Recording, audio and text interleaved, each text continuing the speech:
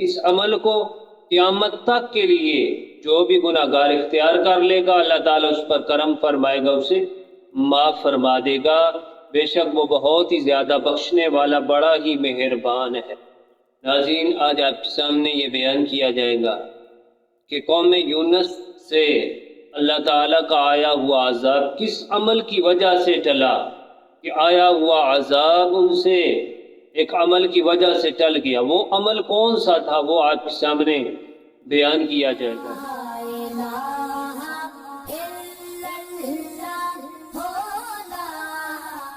اعوذ باللہ من الشیطان الرجیم، بسم اللہ الرحمن الرحیم۔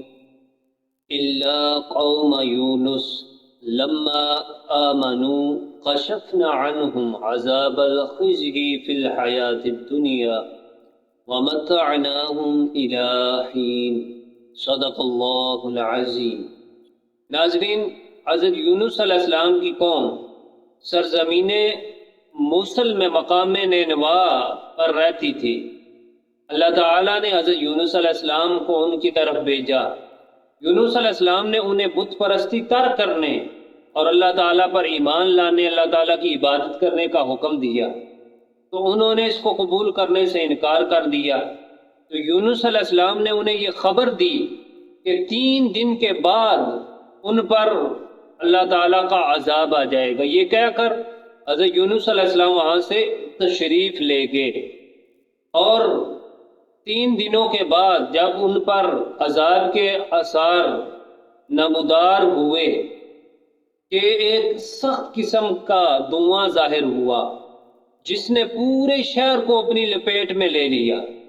جب انہیں اپنی ہلاکت کا یقین ہو گیا تو وہ وہاں سے نکلے، ان کے مرد، عورتیں، بچے، وہ اپنے جانوروں کو، اپنے مویشیوں کو لے کر باہر کھلے میدان میں نکلے، اور وہاں رو رو کر گر گڑا کر اللہ رب العزت کی بارگاہ میں معافی مانگنے لگے، اور انہوں نے کہا کہ جو یونس علیہ السلام دین لائے تھے ہم اس پر ایمان لے آئے ہیں۔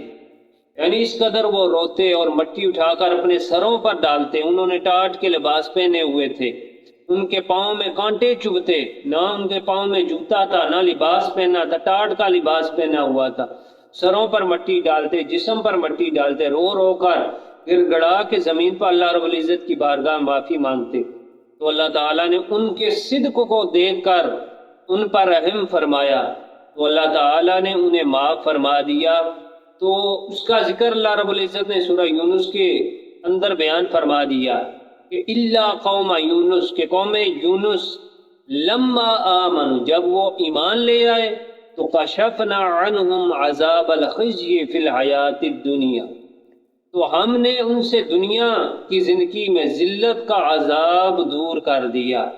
جب وہ ایمان لے آئے، انہوں نے اپنے گناہوں کی معافیاں مانگی، گر گڑا کے اللہ رب العزت کی بارگاہ میں روتے رہے، تو اللہ تعالیٰ نے انہیں معاف فرما دیا۔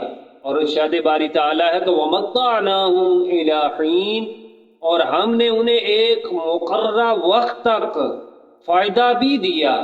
یعنی ایمان جو لے آتا ہے تو اللہ تعالیٰ اسے اس دنیا کے اندر بڑا نفع عطا فرماتا ہے، دنیا میں بھی نفع عطا فرماتا ہے، اور آخرت میں بھی اللہ رب العزت بہت ہی زیادہ نفع عطا فرماتا ہے۔ ایمان لانے کے بعد جو عامل الصالحات نیک عمل ہیں، یہ اللہ تعالیٰ کو بہت ہی زیادہ محبوب ہے۔ اللہ تعالیٰ ایمان پر استقامت اور نیک اعمال کرنے کی توفیق عطا فرمائے۔ وآخر دعوانا عن الحمد للہ رب العالمین۔